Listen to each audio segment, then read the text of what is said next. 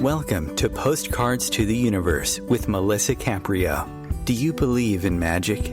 What if you were told that all you had to do was get a little creative and work a magic spell to bring anything you can imagine into your life? Here on Postcards to the Universe, we will share manifesting, tips, postcards, creativity, abundance, and prosperity. Here is your host, Melisa Caprio. Hello and welcome to Postcards to the Universe with Melisa, creating the life you crave. How's everyone doing? How was everyone's Thanksgiving? I hope it was nice. We had a really nice Thanksgiving. It was quiet for my family, but it was very nice. I know many people were alone this past Thanksgiving, and I'm hoping that they at least connected with someone they love. Even though there's a lot going on in the world right now, there is still so much to be grateful for. And maybe sometimes we just need to look harder for it. Remember, gratitude is the act of feeling and communicating appreciation for the people's circumstances and things we have in our lives. It allows us to cherish our present in ways that makes us feel in abundance rather than feeling in lack. And being in gratitude reduces our risk of depression. So just a little reminder to try to find those things around you to be grateful for. I have an awesome guest coming out in a few minutes, author Rachael Wolff, and we're going to have a great conversation. So I'm super excited about that. A few things I would like to mention. I would love it if you would follow me on my social media. It can be Instagram, Twitter, or Facebook, whichever you're on. I do have a public Facebook group called Postcards of Love, where you can join and post inspirational posts and stories, anything really uplifting. That's really the intention of the group. Of course, I post a lot of photography because that's my first love. So I look for great photos and I like to post those. I mentioned last week that I was thrilled to have my book featured on OMTimes or in OMTimes magazine. And from that, I've actually had a few people reach out to me and let me know that they were going to purchase my book. So thank you, OMTimes Magazine. I'm so grateful. And as many of you who listen to my show regularly, you've heard me share about my book and about my book giveaway. And I extended the timeline on the giveaway. So if you'd like to participate in that, you must purchase a copy of my book, Postcards to the Universe, Harness the Universe's Power and Manifest Your Dreams, which is all about how to manifest abundance using postcards and, of course, creativity. And I have exercises and writing prompts in the book, along with 30 postcards and their manifesting stories that came to fruition for them. So it's really kind of cool. And once I reach my goal of 1,000 copies, I'm giving one lucky person $500 in cash. And I'm also giving away 50 free copies of my 30-day online Manifesting Through Gratitude visual course workbook that I created. It's 44 pages. It's a downloadable document, and it's filled with great information. So if you want more information about that, you can email me at postcardstotheuniverse@gmail.com. And if you do decide to participate, just email me your name and a proof of purchase and a date of purchase so I can include you in that. On Wednesday, December 23rd on my show, I'm going to be sharing some of the exercises for manifesting from my book and a couple of the postcards and their stories. And also as a special treat, I'm going to do a live reading, so I hope that you can join me right before Christmas. Next week, I have Marlena Full, PhD, who is globally recognized author, scholar, and speaker. She's a spiritual seeker whose work explores the depths of who we are and what's possible in our lives. Her significant body of publications on the topic, coupled with her own raw identity-changing experiences, make her uniquely qualified to write about her personal transformational change. And we're going to talk about her book, Nothing Bad Between Us, a Mennonite missionary's daughter finds healing in her brokenness. It's an incredible true story about family, love, and forgiveness. So that's next week's show. This week, as you guys have heard me mention, I always create a Magic Monday message. And this week, It is from a postcard from a client, and her affirmation is the love guru. And for those of you who don't know, guru is a term for teacher, guide, expert, or master of certain knowledge or field. And a guru can also be one's spiritual guide. So I want to pose a question for you to ask yourself. How can you become a love guru in your own life? Now, I'm not talking about how you can show love to others, but how can you become the master at loving yourself? Everything stems from how we treat ourselves and how we love ourselves. And many of us, in fact, most of us, don't know how to do that. So this week, I want you to think of one loving thing you can do for yourself, at least one, more, but just start with one, that you can do for yourself and commit to doing that. It can be anything. Put no restrictions on what you can do. Make this a commitment to do loving acts of kindness for yourself for just 1 week and see how you feel. And then if you feel good, which I believe you will, extend it for 1 month and see how that shifts your life. Okay, so I think that that'll be our homework for this week. How do we become more loving to ourselves?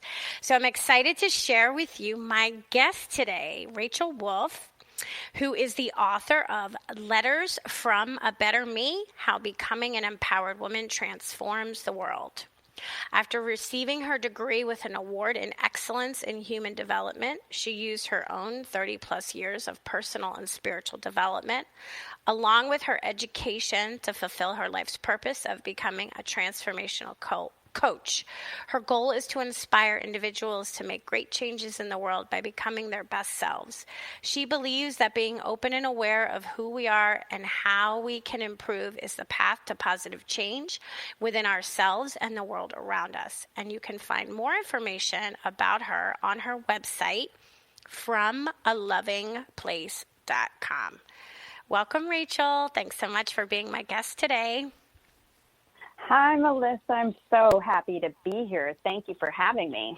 Oh, me too. I'm really excited to talk to you about your book. So why don't you tell everybody, before we get into the book, a little bit about who you are and what inspired you to write this book? Well, I actually wrote this book from a place of, I knew it was a call for me to write and help people move out of their own way. And it actually all started from a blog post that I wrote on From a Loving Place about judgment. And it was a letter from a better me. And that blog got picked up by another person. And it just made me realize that letters were such a powerful way to connect people and to connect to, and to make us feel heard. And it's how I actually got out of my own way is, funny enough, writing letters to the universe. It's crazy, right? Yeah. And writing, and realizing, and I do believe in that true power of manifestation. So it all began because I was in this pattern of toxic relationships. And when I realized that the problem was me, right. Why was I kept attracting the pattern? I wanted to blame them because they were did horrible things. But the truth is I kept attracting them. So I'm going, I'm putting something out in the universe that's not good for me. Right. And that's when I started writing the letters to myself and to the universe and to the best friends. And I realized so I want to write a letter about getting my ideal partner. What do I want what do I want? And I started doing this and started this whole barrage of doing things. And then I realized that I had to become everything I wrote about. I had to become everything on the list that I wanted, because we have to have inside us what we want to attract. Right. So if it's not in there, we're not going to attract it. Right. I think that's what's really hard. A lot of people don't realize that that's really important. That's important in the formula. It really is. Yeah. Okay. It really is. And and if you are self-abusing, if you are talking horribly to yourself, that's what you're attracting. That's what Right. you project out. We can't hide from that. And that's what I think gets very lost. And so the book is trying to help people see where we do it, see how we do it and project out where in our judgments towards others, see where we project out and we blame the media, see where we project out and blame, you know, all these different areas, to understand that we've created this on an individual and a collective level. Because if our collective energy is aimed at fear, lack, and separation, we create more of it. Right. So even if we're fighting for the good, Right. if our energy is in fear, lack, and separation, we're actually contributing to what we don't want. Right. So, right. And we've so seen that play out. We've seen that play out. Exactly. Yeah. And we see it play out over and over again. You know, it started with gossip magazines getting popular. When we started being attracted to tearing others down, that was the beginning. You know, that's the beginning of not wanting, you know, whatever sells is what media has to do. That's their job. Yeah, exactly.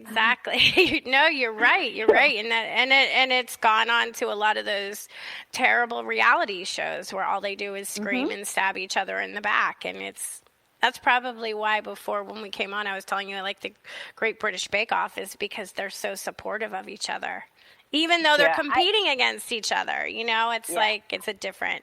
But that's interesting. You said self-abuse, and earlier when I first came on, I was talking about this, and it was just a coincidence, which I don't believe in coincidences, that was the postcard for this week, and it was of the Love Guru, and to me, I interpreted it more as self-love instead of loving, because when we love ourselves first, we automatically can then give other people more love because we have it in us, right? So when you started talking about self-abuse, I think so many of us, most of us actually, are very abusive to ourselves and the way we treat ourselves. We would never treat our children that way, or, you know, or little kids that way, what we do to ourselves. So what do you think about that? The hard part is when we self-abuse, is we project that out. And so it will come back to us.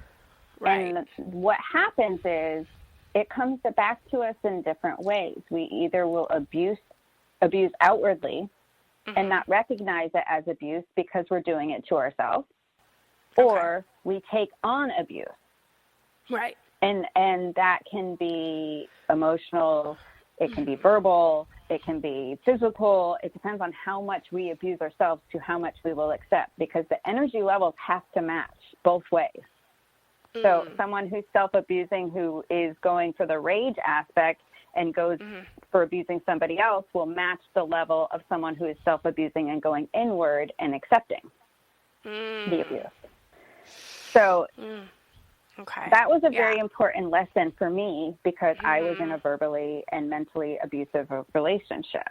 And I had to stop abusing myself to break that pattern. Because once I started treating myself better, I accepted less and less until I was able to walk out the door in peace. And the energies didn't match anymore. So even though the pattern of the person was to keep coming back and attacking, he didn't do that with me, because my energy didn't match his anymore. Right, because you shifted your energy. Right. And so I wasn't aligned. And you know how manifesting works. Your energy has to be aligned with whatever you're manifesting. So if you're self-abusing, you're manifesting that out to the world. If you're self-loving, you're manifesting that out to the world. So it's it works both ways. It's not judgmental. It's not the universe isn't judging us and punishing us, or it's whatever we put out, we get back. Right. And it's not about what somebody else gives us, it's about what we give ourselves. Right. And I think that's hard for people to understand. So if we're talking about self-love compared to self-abuse, so you may be the kindest person in the world and you'll do anything, you'll give people the shirt off your back, right? Let's just say that. And you attract a relationship and the person that you're with is verbally abusive and he puts you down and he degrades you and he calls you names, and you may be saying, well, I would do anything for anybody. So this is where the disconnect happens. So then the person has to say, but how is your self-talk? What are you saying to yourself? What are you tolerating? What boundaries are you allowing people cross? Because people with high self-esteem have strong boundaries, and they do not let people cross those boundaries, right? So that's where you find the answers of, and you're right, there's no judgment, but that's where you find the answers of, oh, now I get it. Now I understand why I have allowed this, because I attracted it this way because of the way I treat myself inside. And you can't hide that from the universe, right? Exactly. And that's the biggest point. And, I really try to uncover people's, that in my book, is I try to uncover those little spots where we're doing it and don't even recognize it. I even have a section in there about when we give to the point where we're trying to get our worth in our giving and how self-sabotaging all that is. Because if we're giving to try to gain worth, we're not giving from a loving place. Right. We're giving from a place of lack and fear. And so we attract more. So then we become that doormat because we lay down, because we're trying to get our worth in somebody else. And that's laying down. That's perfect. Okay, so hold that thought. We're going to go and take our break now, and I want to delve deeper into that when we come back. Okay, stay tuned.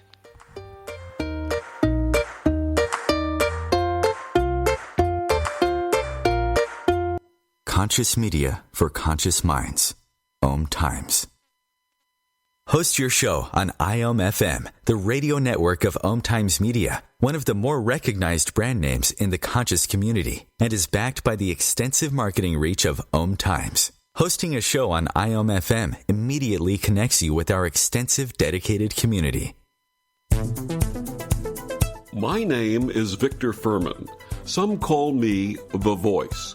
I've always been fascinated with human nature, spirituality, science, and the crossroads at which they meet. Join me Wednesdays at 8 p.m. Eastern on OMTimes Radio, and we'll explore these topics and so much more on Destination Unlimited.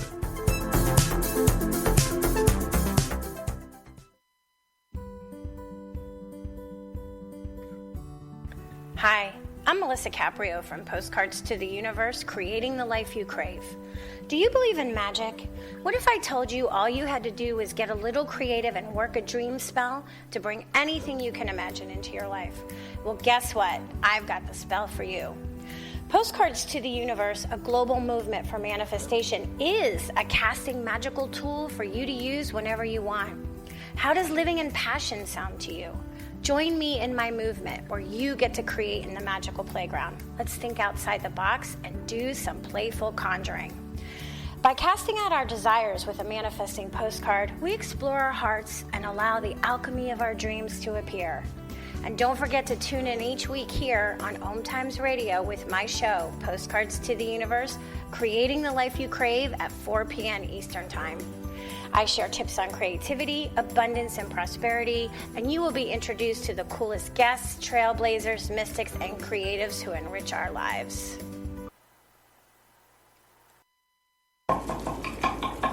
These are the sounds of a dinner that almost didn't happen. A dinner now served, thanks to people like you. Due to COVID-19, 17 million more Americans may face hunger. Feeding America is helping our neighbors in need. And if you're able, you can too. Donations are being accepted at feedingamerica.org/coronavirus. Brought to you by the Ad Council and Feeding America, 200 food banks strong.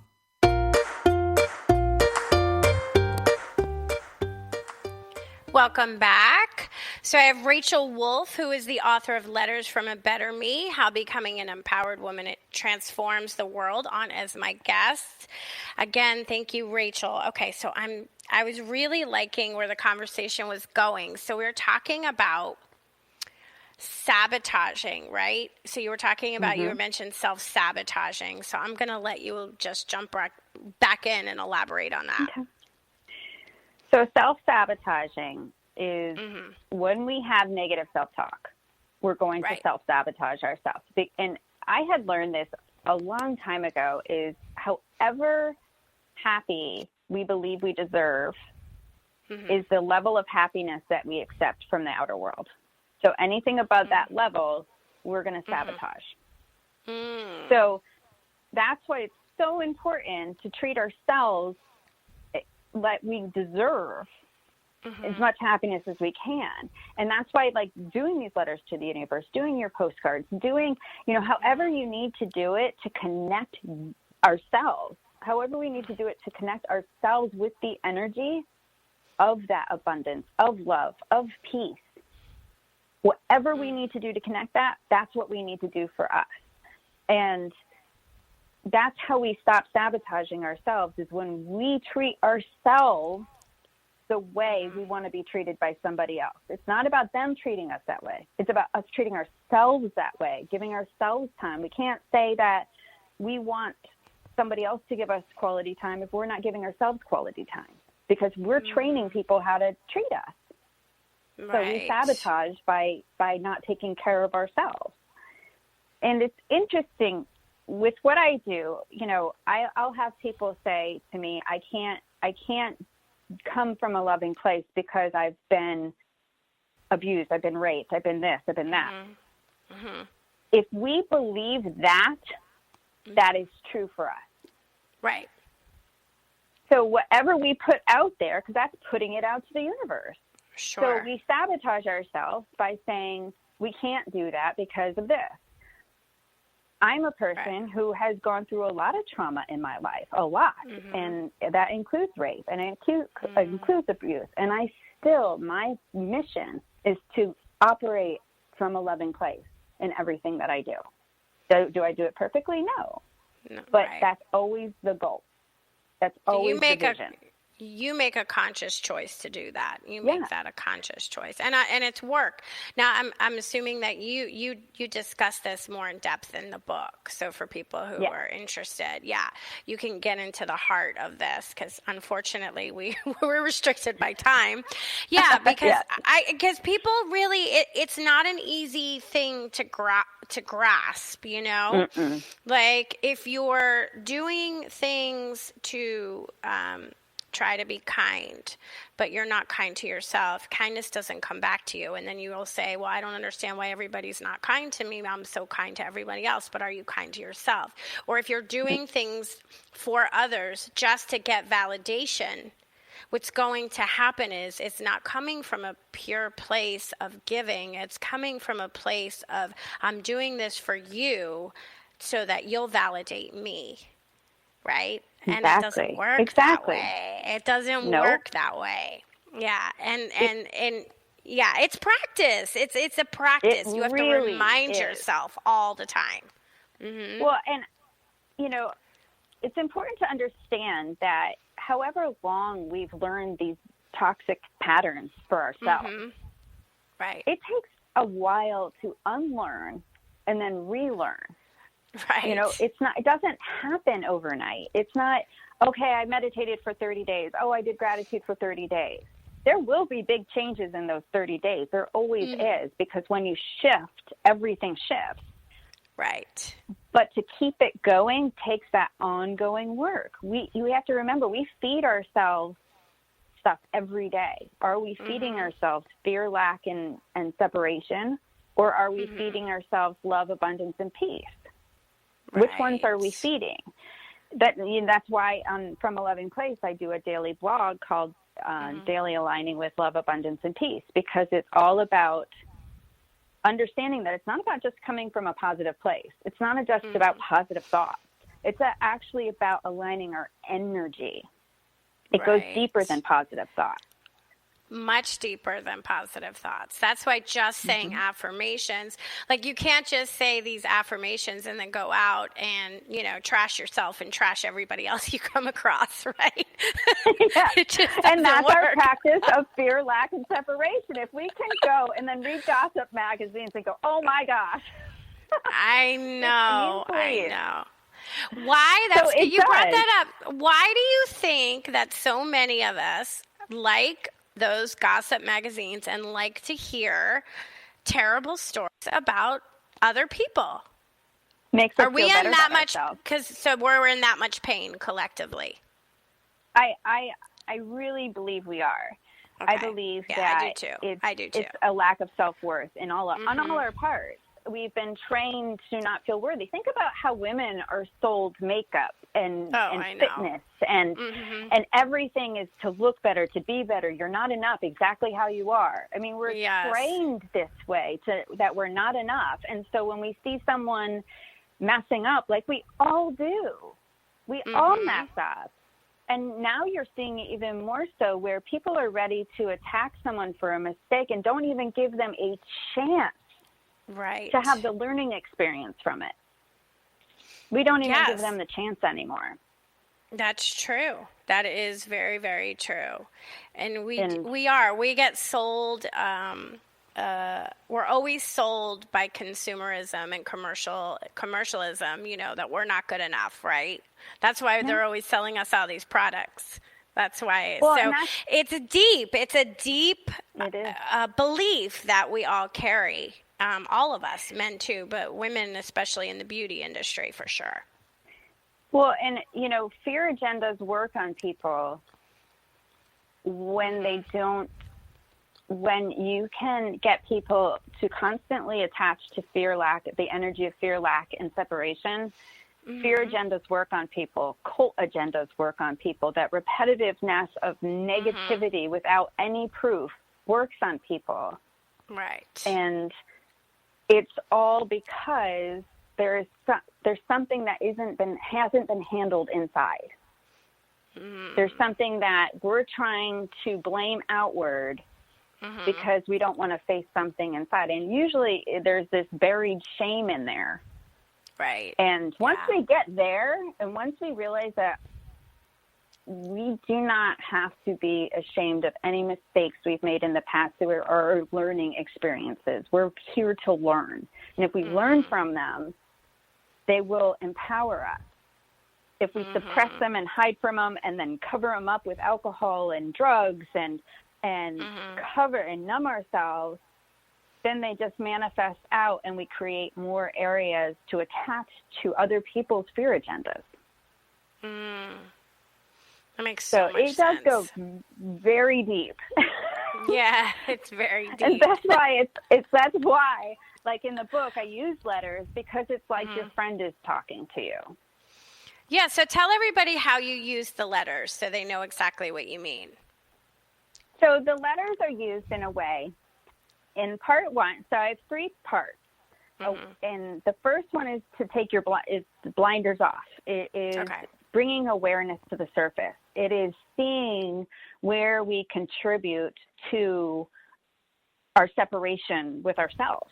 It's seeing our judgment. It's seeing our fears. It's seeing our shame. It lays it all out, but in letters that can bring up, the letters might bring up past abuses. You might recognize ways you've talked to your friends, ways you've talked to yourself, ways you've talked about other people. And then in part 2, I bring people into that acceptance place of, okay, how do we build from here? How do we work that inner work? And it's like the awareness part is being the caterpillar. It's going through the muck. It's going, it's the constant struggle. Then the acceptance is the chrysalis, where we're absorbing new material and we're learning and we're reflecting and we're shifting what doesn't work in our lives. We're recognizing this isn't working for me. I'm not happy. So if I'm not happy, it means I have to do something different. What do I need to do different? That's that part. It's about building the self-worth and forgiveness and doing all the things to let go of that fear, lack, and separation. And then the third part is about taking action. It's about, instead of representing what we stand against, it's about representing what we stand for in the world. And how do we connect to that energy? Because that energy is what creates positive change, lasting positive change in the world. You know, one of my examples is, you know, when we come at somebody from that angry place, because we believe what we're doing is right, and we're coming in and we're attacking from that angry place, that creates that defensive reality where it becomes like two teenagers fighting. Yeah. Whereas when we come from that place of love, abundance, and peace, and we can represent what we stand for, and it's more of a conversation to understand each other, it's not as defensive. It opens doors. So people can gain an understanding, because to see that it's not about being right. It's about understanding what fills us inside. And if that comes from a place of love, or if it comes from a place of fear, and how we got there. So, okay. Yeah, that sounds really interesting, because I'm thinking that what happens to a lot of us is something will happen, and I always talk about, even though I'm all about talking about positivity, I always like to say I don't think we should ever deny our feelings. So if somebody did hurt us or abuse us, we are entitled to be angry. But we don't want to stay there, right? That's the problem, is when we stay in rage and we stay in anger. But I would never say deny it. If somebody crosses a strong boundary with you, you have a right to be angry and burn through those feelings and feel that, or be sad, or be in grief. But what happens, and I see it, and it's manifesting in the world, right? Especially this past election, we saw it all over. So many people are showing us how scared, fear, and angry and rageful they are. And that's where they're living. And then what happens is, and maybe you can help me, and what happened to me, I noticed, is a lot of times people would say or do or something, and I would feel it. I would feel that anger, and I would get angry, and I'm like, why am I getting angry? This doesn't even have anything to do with me personally, you know, like the self-righteousness feeling comes across and comes over. So what do you do with that? So you brought up a great point, because that's a really important point, is to understand the difference between the energy we project and what we feel. Having feelings based on something that happened to us is different than what I'm talking about, because it's important to respect, honor, and feel your feelings. But the problem is when we take our feelings out on somebody else. Because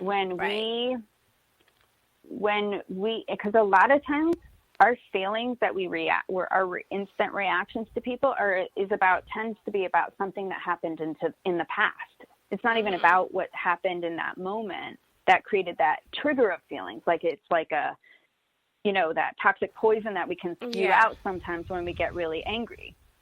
That's the unhealed past when it becomes toxic. When we can feel our feelings, I always, you know, in my relationship with my boyfriend, we give each other space. If we're mad, we give each other space so we can feel, process, and then go back to each other. Because that way we're not going to say anything from that spot. We're not going to say something from that energy that creates more of it. We're saying it, we can say, I'm hurt by this because, but from a place of peace. We can still feel our feelings and then take it out and use it to transform the world from a place of peace. Because it's not, we don't want more of that feeling. We have to always think of, what do we want more of in the world? If we don't want more hate and we respond to the world from a hateful place, we create more hate. Right. You know, and, you know, Martin Luther King Jr. said that way back when. Right. You know? Yeah. It's not a different message. It's the same message that we have been getting since the beginning of storytelling. There's different messages. United we stand, divided we fall. You know, that's from Aesop, that's true. You know, back from Aesop. We know all this it's stuff. like- It's just applying it, right? Yeah. Yeah, and when you come from that place sometimes and you react in anger, like it's good that you've figured out a way in your relationship to give each other peace, is sometimes you'll say things in a reaction that really damages the relationship. It can really shift and damage a relationship. So and we can't take words back. You can't take them back. You can say you're sorry all you want, but you can't take it back. Mm-hmm. Right. Mm-hmm. Nope. So, but that starts from inside us, because if we're treating ourselves kindly and loving, not that we wouldn't still feel angry if we were hurt, but we would be better. I think we would have better tools, because we're in a space of loving ourselves already. So the tools we would have would already be there, and we would just have to go in our toolbox and pull out those tools.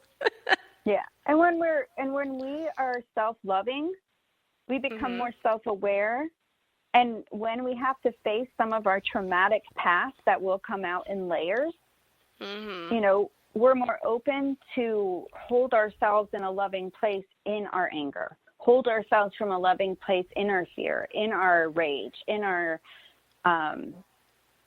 you know, with compassion, with love. Because a lot of times when people are doing hurtful things out in the world, it's because something happened to them way back that they've tried to cover up. Right. You know, yeah, and of course. when we start facing that stuff, if we don't love ourselves when we start facing it, it can go either way. And, you know, you were also mentioned, I want to bring to, because you were talking about feeling some of these other things, and, you know, empathy and being an empath, I'm sure you, is about we can take on other people's emotions without having to be connected to them, because we're all energy. This is all energy. The universe is energy. It's all energy, right? So before when we're you wait, but I don't mean to interrupt you, but before you, because I want to talk more about this, but we're going to take our second break now, and we'll be back and dive right in. Sounds good. The Real Conscious Connection. OMTimes Radio. IOM FM.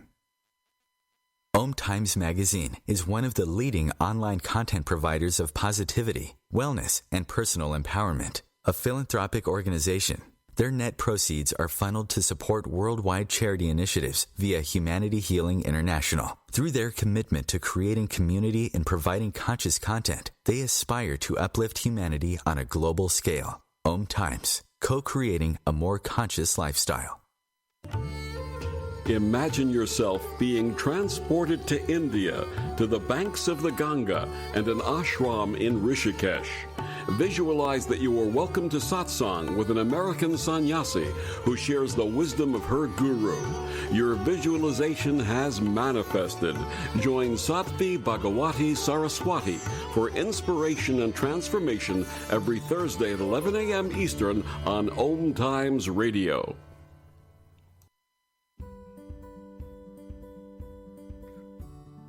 Hi, I'm Melisa Caprio from Postcards to the Universe, creating the life you crave. Do you believe in magic? What if I told you all you had to do was get a little creative and work a dream spell to bring anything you can imagine into your life? Well, guess what? I've got the spell for you. Postcards to the Universe, a global movement for manifestation, is a casting magical tool for you to use whenever you want. How does living in passion sound to you? Join me in my movement where you get to create in the magical playground. Let's think outside the box and do some playful conjuring. By casting out our desires with a manifesting postcard, we explore our hearts and allow the alchemy of our dreams to appear.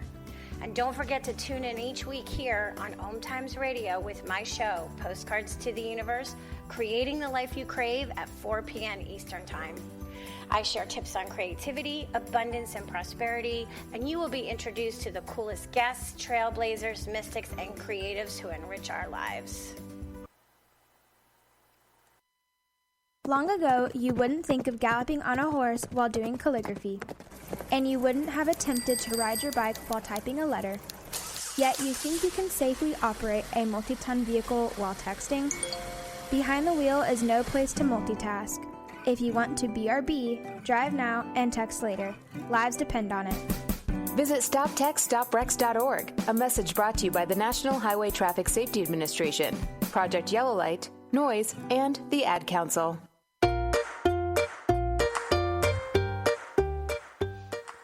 Welcome back. Okay, so let's dive right in. So we were talking about being an empath, and I think that I am an empath. I do definitely believe that I can feel other people when there's a lot of stuff going on. I can feel it. So yeah, let's talk about that because a lot of us are. So with empaths, it's about taking on other people's energy. So if let's say something big happens in the world, a terrorist attack, even this election, the last election we have where there was so much energy on both sides. It's not about a side thing. It's about all the energy. But when we tune into that, that's us being empaths. When we tune into that energy and we feel that heaviness, or that joy. That's you were talking about the Great American Cook-Off, and we were talking about, you talk about the passion you feel. That's empath too. You're feeling the joy. So it goes, once again, it's not about judgment. It goes either way. So when we're tuned into something big and we realize it can feel very heavy. I know after 9/11, I went into a depression because I didn't know enough about energy back then. I just felt this constant heaviness and I couldn't get out from under it. And I couldn't tell that it wasn't mine. And what I have learned to do over time, and the more self-aware I became to understand my feelings better, when I really process my feelings and understand my feelings, I see clearly now what's mine and what's not. So if I feel this heaviness and I don't have anything of why it would be there, I'm tuning into something that's not mine. So then that, for me, means I need to do things to up my energy to let that go. Or if I need to do something about it, I write. That's my tool. That's why I do my blog is I'll get these messages to write about. And it seems to be what people need, and then it will seem to be what someone else needs. And it's I perfect have no control. I have no control over that piece. And so with my work is all about perspective. And I talk about what works for me. I live the life that I want to live. And I do the things that I do because this is the life I want to live. If other people want to do it, great. If they don't, that's fine too. There's lots of other ways to live. Right. But when we connect to people's energy, we can open our own doors. And that's what I love about it is sometimes I'm like, it's just like with this show right before I did it, I did a meditation and the self-abuse topic came into my head and it just so aligned with what you were talking about. You must have been hearing me right when you didn't even know it. And so, because I was writing, I always write notes. Yeah, I always write notes before my show, like bullet things that I want to make sure I mention. So and it was just flowing. So it was shortly before the show. So you were probably tapping in to it. And people do it without knowing it.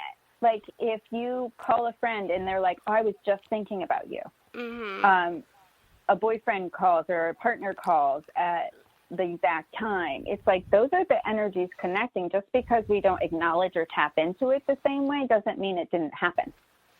And I think a lot of us that's why there's depression right now is a big thing, especially with globally what we're going through with this pandemic, right?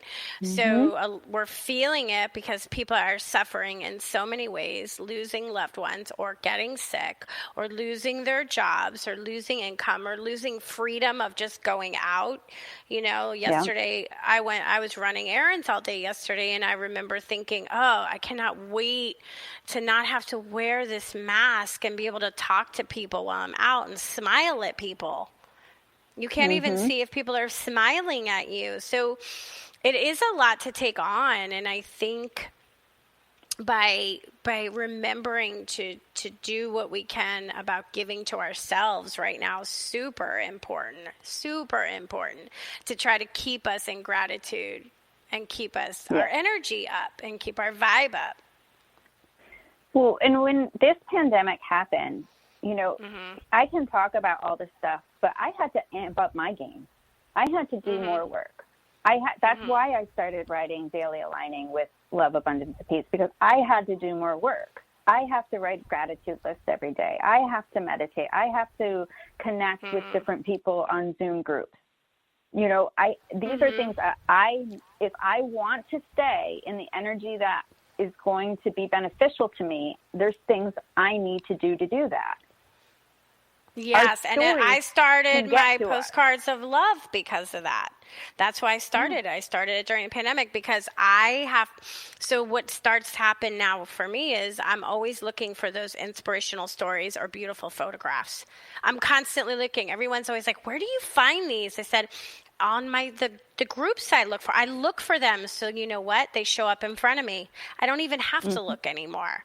You know, and that's what keeps me going. I get excited. I'm like, I love this story, or what a beautiful photo, or, you know, a beautiful piece of art. So yeah, I get it. Well, and for people who are struggling right now, I highly suggest that just what you just said, look for nature photographs. Look on, we have access to everything online.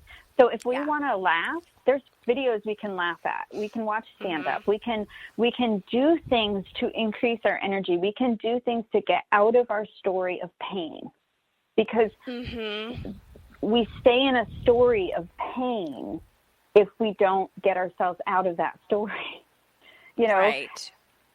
Whatever story we are telling ourselves, we can rewrite it. It's just we have to make the choice to do it.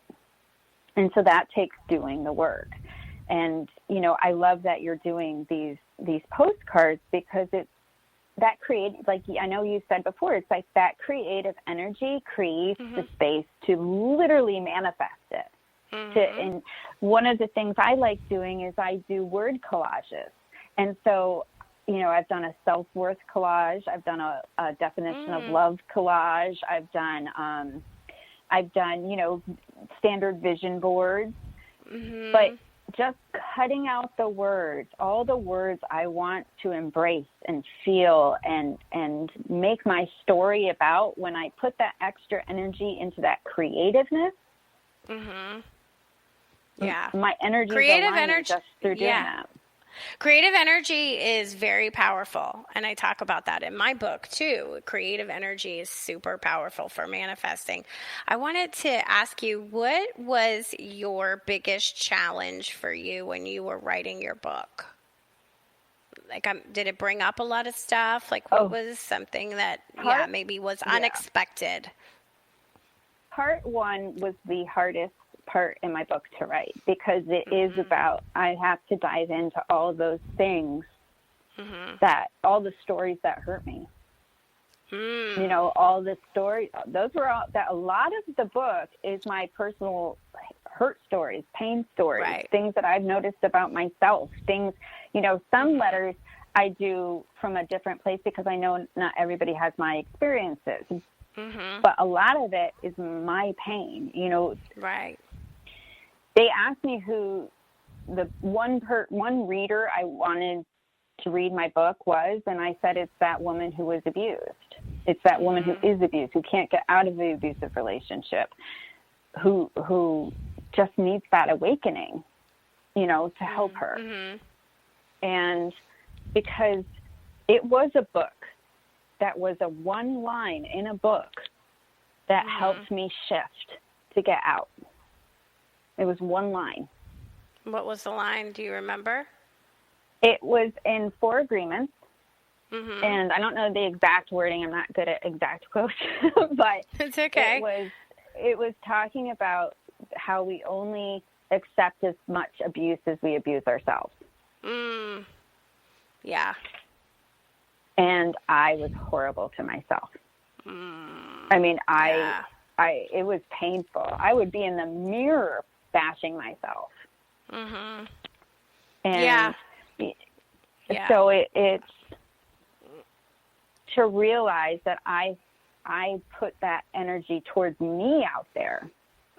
That was it was an awakening moment for me. And then the next moment, it was all in a very short period of time, is I looked at the definition of love and realized that nothing I was doing or accepting was love. Well, mirror, that's funny because self-love or outward. Right. Yeah. No, what you were doing was, you were treating yourself very cruelly. So the mirror is a great representation, because you look in the mirror, we criticize ourselves, and the world just mirrors back to us what's inside of us. So the mirror is great to use as a metaphor for everything, really, right? What comes back to us. So it's good that you transform that. Yeah. In Byron Katie's book, Loving What Is, she taught me to look at other people as my mirrors. So if I'm triggered by somebody else's behavior, that started to become a reason for me to look inside and going, okay, what is being triggered? Where is this coming from? And to see the one person I have any control of changing is me. That's it. I cannot change anybody else. I cannot do anything to make anybody else better. I can only change me. I can only be an example for other people, and they have to take their own journeys. But that's what I can change. That's what I do have control over. Right. So why would I give that away? So that helps me to stop giving my power away. Putting I love that. expectations out to the world and not getting back. Why? If I want something different, if I want to feel different, if I want to believe different, that's on me. I have to read the books. I have to go to school. I have to do the work. Right. I can't make anybody else do anything. Right. And we're a work in progress. Just because you wrote a book or I wrote a book doesn't mean all of a sudden we're like, oh, we got all the answers. We got it all figured out. That's just not life. We're all a work in progress. We're constantly learning. We're constantly growing. We're constantly shifting. And and that's what is so interesting. And I like to listen to people who actually have been there and have transformed it, that have sort of walked the walk and have stuck and dug in the muck, and kind of climbed through the garbage to kind of get through, like those are the people that I'm interested in hearing from, because they've been there, right? So I can relate. So my story might be able to relate to your story because I've also been there. So I want to ask you, because we only have a few minutes left, who do you think your book is for? My book is definitely for the woman who is looking for a way out of the prison of her own perspective. That's good. Because it's how becoming an empowered woman transforms the world. So it's about how to shift what doesn't work in our life. That's what it's about. So if you think your life is wonderful and great, the book might not have the tools that you need to get to where you want to be, because you already are there. But for that woman who feels like they still have work, and I totally believe in the universe. If someone is meant to read my book, they will find it. Yeah, that's true. It will somehow be talked about. I mean, it could be on this radio show. You just never know how it's going to get into somebody's hands if they need it. But, everything that happens, I just believe that, there are no mistakes in the universe. And if we understand that our energy is attracting what we need, to see, to become aware of, to change, to grow, to shift, whatever we need, we're going to get. So hard lessons will come, but if we learn from them, we can empower ourselves by them. And that's the beauty. That's the beauty of this amazing life, is we can choose. We have choices. Yes. Yes, that's a good reminder. And tell everybody the best way they can find your book and how they can find you if they want. The book is available in audiobook and Kindle and paperback. You can get it at any of your, local bookstores would be able to order it, so you can support your local bookstores, or it's on Amazon.com and Barnes & Noble. You can find me on FromALovingPlace.com, and Facebook From a Loving Place is my platform for constant everyday support for living life from a loving place. So those are probably the best ways to reach me. You can message me on those sites. So if you want to have a conversation, we can. Oh my God. Well, I want to thank you so much, Rachael, for being here today. It was so great having this conversation. And I'm going to have to have you come back, because I feel like we kind of like touched on a lot of stuff, but we need to go deeper. We can go deeper in our conversation. So I just want to say thank you so much. And thank you guys for listening. Thank you so much for having me. Thank you for listening to Postcards to the Universe with Melisa, creating the life you crave. And I'll see you all next time. Have a wonderful week filled with love. Peace, everyone.